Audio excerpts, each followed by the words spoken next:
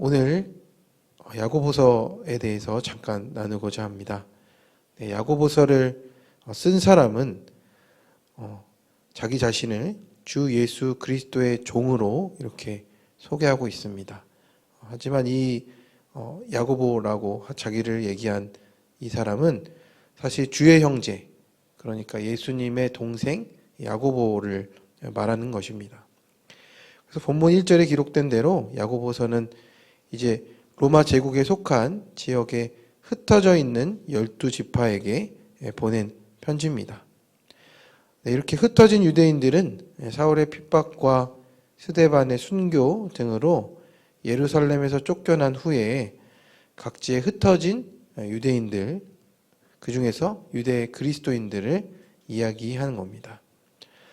그래서 이제 흩어진 이 12지파는 오늘날에도 하나님을 믿고 예수 그리스도를 따르는 모든 성도들, 또 우리 같은 그리스도인들을 나타내기에 오늘 우리에게 주시는 이 말씀을 우리도 읽고 듣고 또 지켜야 될 하나님의 말씀으로 또 생각했으면 좋겠습니다.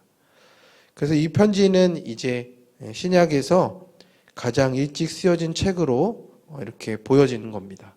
그 이유는 이방인에 대한 언급이 없는 것이 특징이고, 이제 사도행전 15장에 나오는 예루살렘 공의의 이전의 시대를 기록하는 것으로 보여집니다. 그래서 이제 이 야고보는 사실 예수님이 돌아가시기 전에는 예수님이 하셨던 일들을 이해를 못했습니다. 그래서 예수님의 가족들이 예수님을 찾아와서 이제 그만하고 돌아와라, 이런 내용들도 복음서에 보면 간간히 나타나는데, 이제는 부활하신 예수님이 그 야고보에게 나타나셔서 이제 예수님이 누구신지를 밝히 알게 되었습니다. 그것이 이제 고린도전서 15장 10절에 보면 좀 살짝 나와 있는데, 아마 그때 부활 이후로 더 확실하게 예수님이 누구신지를 믿게 된 것 같습니다. 그래서 그 시간이 지나면서 이제는 초대교회에서 영향력을 미치는 예루살렘의 교회의 지도자가 되었다는 것을 우린 사도행전을 통해서 볼 수가 있습니다. 그리고 갈라디아서에서는 바울이 이제 야고보를 교회의 기둥 같은 사람이라고 얘기할 정도가 된 겁니다. 그래서 그 야고보가 이런 시련과 어려움을 겪고 있는 초대교회 성도들, 여러 지역에 흩어져서 이제 박해를 견디며 신앙생활을 하는 이 사람들에게 설교한 내용이 바로 오늘의 이 야고보서가 되겠습니다. 그래서 먼저 2절에서 4절까지의 말씀을 살펴보면 이렇습니다. 내 형제들아, 너희가 여러 가지 시험을 당하거든 온전히 기쁘게 여기라. 이는 너희 믿음의 시련이 인내를 만들어내는 줄 너희가 알미라. 인내를 온전히 이루라. 이는 너희로 온전하고 구비하여 조금도 부족함이 없게 함이라. 시험을 당하니까 어떻게 반응하라고 합니까? 기뻐하라 라고 하고 있습니다. 그러나 실제로 우리는 어떻습니까? 시험과 시련이 다가오면 두려워하고 또 곤혹스럽기 짝이 없습니다. 그런데 왜 나에게 이런 시험이 오나, 이런 의아하게 여기기도 하고 또 마음이 불편해지기도 합니다. 이 시험 때문에 내가 어떤 일이 생길까 불안하고 걱정도 됩니다. 그래서 가능하면 시험을 당하지 않으려고 그렇게 하는데, 여기서 야고보는 그 시험 당하는 것을 온전히 기쁘게 여기라 라고 말하고 있습니다.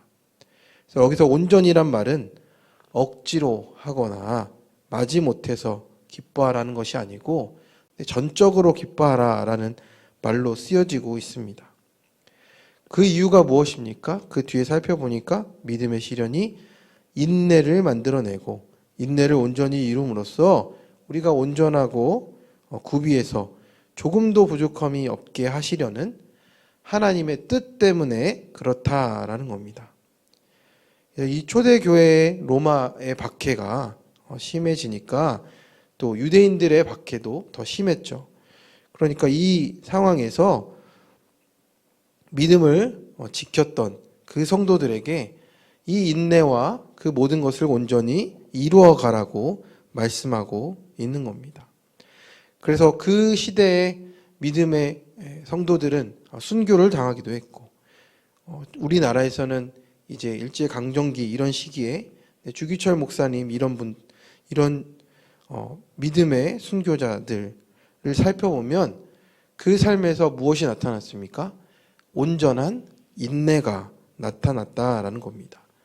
그래서 그분들의 믿음의 씨앗이 심겨져서 결국에는 우리들에게 또 그 로마 시대의 믿음의 순교자들을 통해서 지금 우리까지도 하나님을 믿는 믿음이 무엇인지를 우리가 보고 본받고 배우게 될 수 있다라는 겁니다. 그것이 온전한 열매를 맺었다는 것을 우리가 교회사를 통해서 잘 볼 수가 있습니다. 그래서 우리들도 이렇게 어렵고 불편할 수 있지만 온전하게 기쁨으로 여김으로 지금 우리 앞에 다가오는 여러 가지 시험들, 우리의 믿음을 넘어뜨리려고 하는 모든 시험 등을 인내로서 감당할 수 있게 된다라는 겁니다. 그래서 여기 4절에 너희로 온전하고 구비하여라는 이 단어의 헬라어적인 원문은 온전하고를 나타내는 단어는 이제 텔레이오이라는 이런 단어인데 인격의 완전한 성숙을 나타내는 단어입니다.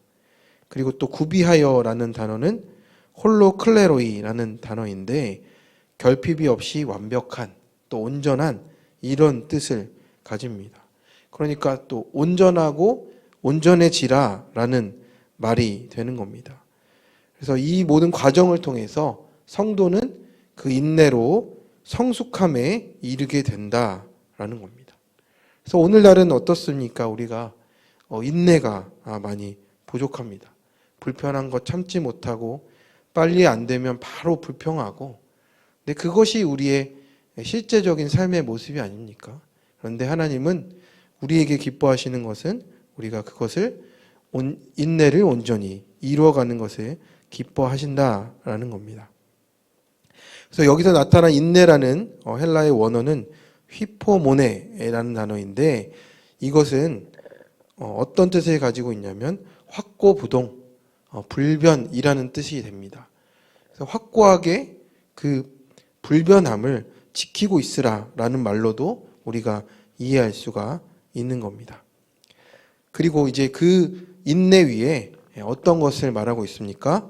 그 시험을 이겨내는 방법으로 하나님께 지혜를 구하라라고 말씀하고 있습니다. 그래서 5절에 이렇게 권면합니다. 너희 중에 누구든지 지혜가 부족하거든 모든 사람에게 후히 주시고 꾸짖지 아니하시는 하나님께 구하라. 그리하면 주시리라 라고 하십니다. 그래서 주님께 구하면 시험을 어떻게 대처할지 알려주시고 그런 영적인 지각력 또 세상의 경험에서 얻어지는 것뿐만 아니라 하나님의 말씀과 또 계시에서 오는 영적인 지혜를 넘치도록 부어주실 것이라고 말씀하는 겁니다. 그래서 우리가 이 세상을 살아가면서 정말 구해야 될 지혜가 얼마나 많습니까?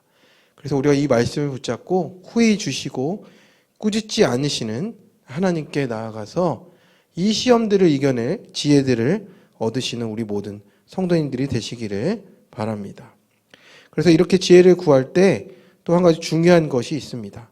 오직 믿음으로 구해서 의심하지 않는 겁니다.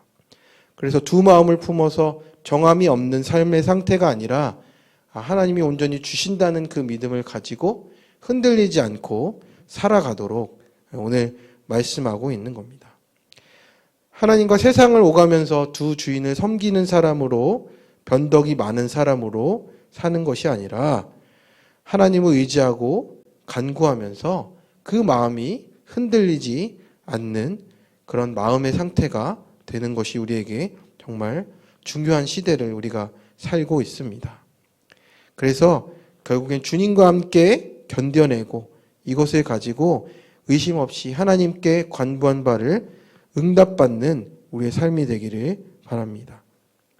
그리고 마지막으로 이제 그 인내와 또 지혜를 구하는 간구 위에 그리스도인에게 겸손의 삶을 오늘 또 설명하고 있습니다. 9절에서 11절의 말씀입니다. 낮은 형제는 자기의 높음을 자랑하고 부한 자는 자기의 낮아짐을 자랑할지니 이는 그가 풀의 꽃과 같이 지나감이라. 해가 돋고 뜨거운 바람이 불어 풀을 말리면 꽃이 떨어져 그 모양의 아름다움이 없어지나니 부한 자도 그 행하는 일에 이와 같이 쇠잔하리라. 그래서 여기서 9절에 이 낮은 형제라는 말은 땅 위에서 멀지 않은 자라는 뜻입니다.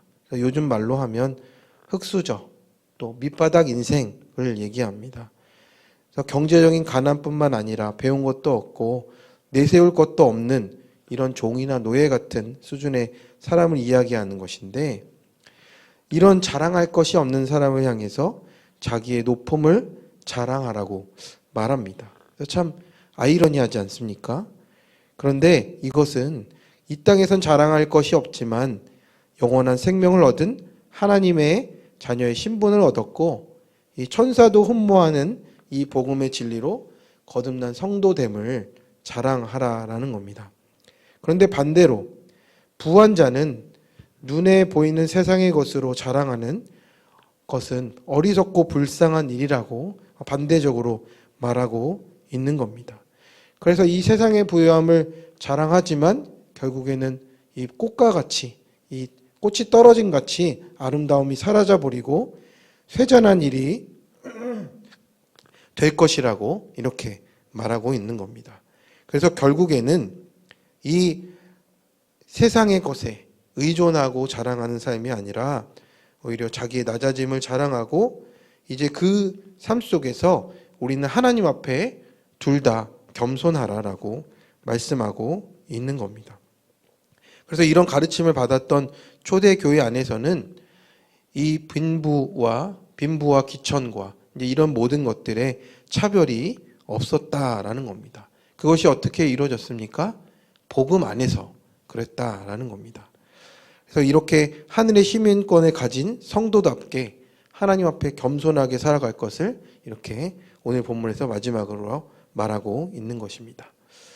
성도님들, 오늘도 이 말씀을 생각하면서 내가 하나님 안에서 믿음을 가진 자로 어떻게 인내를 이루며 살아갈지, 또 어떻게 하나님 앞에서 또 하나님께 그 간구함으로 의심하지 않고 그 간구함을 지키며 살아갈지, 또한 겸손하게 살아갈지를 오늘도 깊이 생각하시고 또 실천하며 살아가시는 오늘 성도님들 되시길 간절히 축원합니다.